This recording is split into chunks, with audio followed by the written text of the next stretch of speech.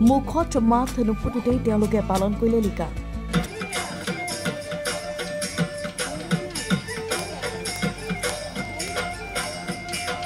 নাছিলা নাই তুমি নাছিলা নাই নাচিছিলো আজি কি আছে বাৰু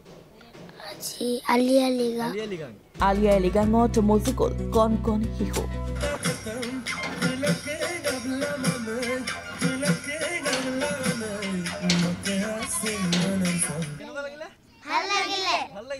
লখিমপুৰৰ জিডি গোয়েংকা পাব্লিক স্কুলত লিগাঙৰ লগতে উদযাপন কৰা হ'ল সৰস্বতী পূজা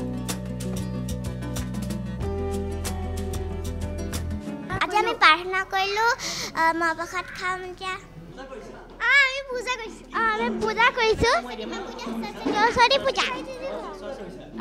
On behalf of entire GD Goenkan family, I wish you all a very happy Saraswati Puja and Aliyai Ligang. কণমানি সকলৰ দ্বাৰা সৰস্বতী মাৰ বন্দনাৰে মুখৰিত হ'ল জিডি গোয়েংকা পাব্লিক স্কুল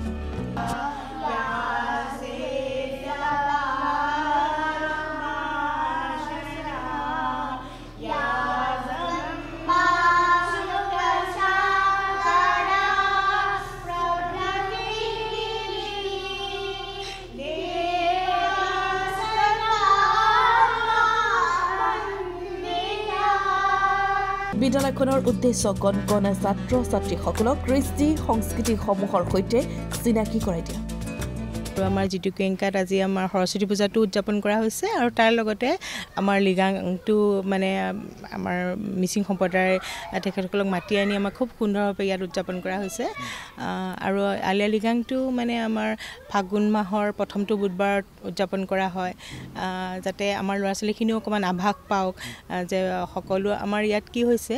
মানে পঢ়া শুনাৰ উপৰিও আমাৰ সকলো সংস্কৃতিৰ যিখিনি কলা সংস্কৃতিৰ আমাৰ আভাস সেইখিনি সকলোখিনি আমি দিবলৈ আমি চেষ্টা কৰিছোঁ প্ৰয়াস কৰিছোঁ দেখাবলৈ যত্ন কৰা ল'ৰা ছোৱালীখিনি অকল ইংলিছটো শিকি থাকিলে বা আমাৰ বাহিৰৰ শিক্ষাটো শিকিলেও নহ'ব আমাৰ মাতৃভাষাখিনি আমাৰ প্ৰথম মাতৃভাষা সেইকাৰণে আমাৰ মাতৃভাষাটো প্ৰথম জানিলেহে আমি বেলেগ এটা সংস্কৃতিক আমি সন্মান কৰিব পাৰিম সেইটো উদ্দেশ্য লৈ পেলাই আমি কৰা হৈছে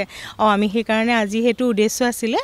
যে আমাৰ সৰস্বতী পূজাটোৰ লগতে আমাৰ আলিয়া লিগাংটো কৰি ছাত্ৰ ছাত্ৰীসকলকো এটা আভাস দিয়া হয়